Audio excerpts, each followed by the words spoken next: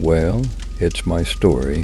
When I was a little kid, 5 to 6, we had this neighbor like grandma to me.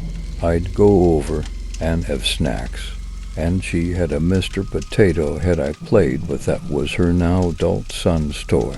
Weird core memories. He came home in his 20s, from the army, I think. I don't remember much about him, but he asked about taking my older brothers camping. But my mom said no, she had a weird feeling about him. There were no locked doors.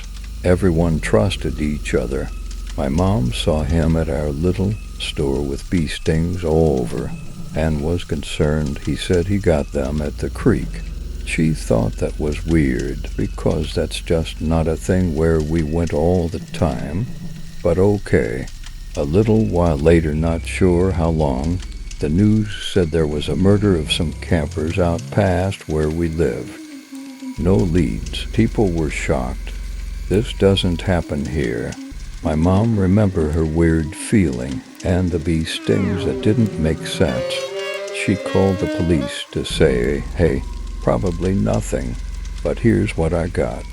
I remember detectives coming to our house to talk to her. They had some other evidence that matched, but not enough to link him to the murder of a couple with their child. It's unsolved to this day, though the detective said he knew it was him. A few years later, the guy went to prison for an abduction, attempted murder of a woman who ran out of gas, and he offered her a ride.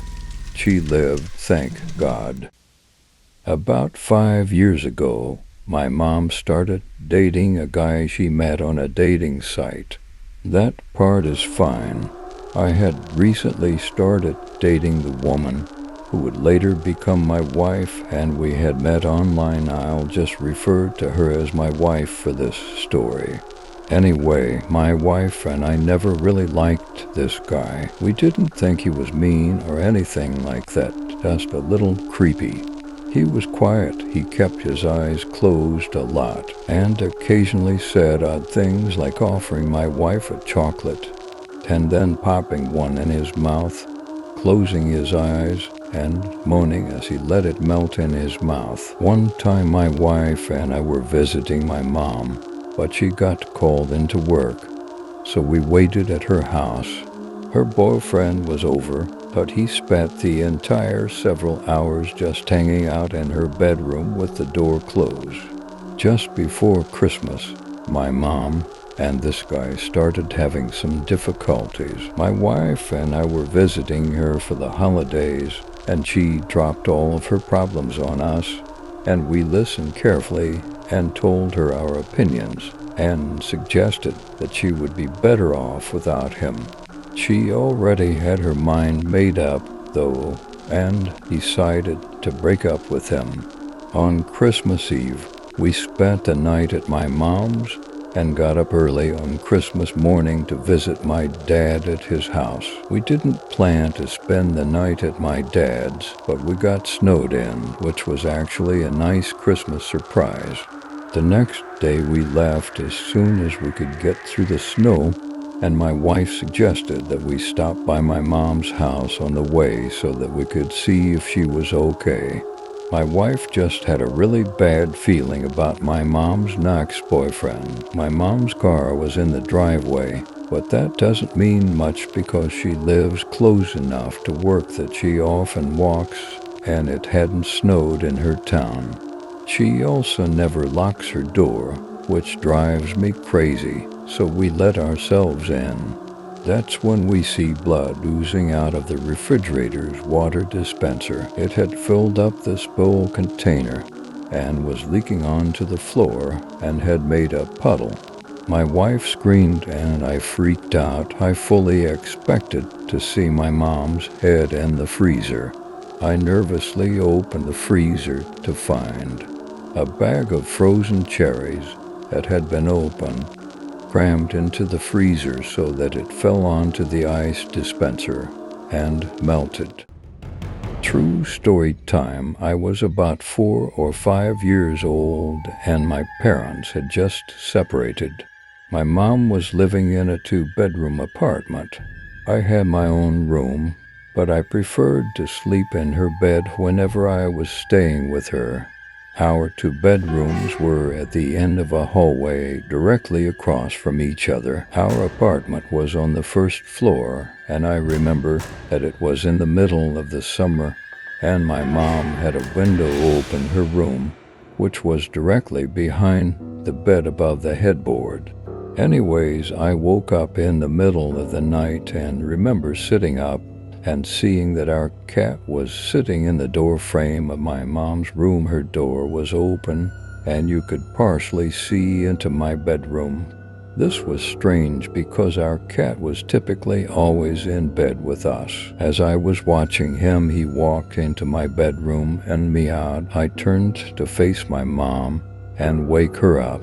In the 3 For seconds it took her to wake up and ask me what was wrong. We both looked back up in the door frame, and there was a man standing by my open door, making his way out of my bedroom. I still don't know how she managed to do it so quickly, but my mother proceeded to pick me up and literally throw me out of the screen window again. We were on the first floor, and it was maybe a 3-foot drop to the ground. She quickly followed, and we were able to start screaming for help, and someone called 911. The police came, but didn't see any signs of forced entry, only that our front door was unlocked, which led them to believe the man must have exited that way. The strange thing was that my mom swore up and down that she had locked the door that night with the deadbolt and chain lock. About a week later, she was cleaning the kitchen and opened up our water heater closet and found a notebook with names and drawings, as well as a pair of gloves and some gum wrappers. The police were called again, but all they could do was speculate that the man had been in our house and hid until we were asleep. We have this forest close to our home, ere we would tell each other that a weird old grandma lived. There was a cabin deep in the forest, or so our older peers would tell us. They knew this because we had a rite of passage where at 11 the boys were to walk up to the house and knock on the door. It was my turn. We walked towards the house and arrived at about 11:30 p.m. My friends stood by a rusty old gate just before the house to allow me to walk up to the house alone. I gathered courage and knocked faintly. Nothing happened. I knocked again, a bit louder this time, still nothing. Feeling victorious, I turned to head back to my friends. When I arrived at the gate, they were not there. The place is covered in dried leaves, so it would be pretty easy to hear any footsteps. But I don't recall hearing any. A grumpy old voice called from behind me, "Who's IT?" I ran back as fast as my feet could carry me. When I arrived at the edge of the forest, I found my friends sitting there, waiting for me. What the hell? You guys, you really freaked me out. They all did not know what I was talking about. We were here waiting for you the whole time. We didn't think you would arrive early just to go and by yourself.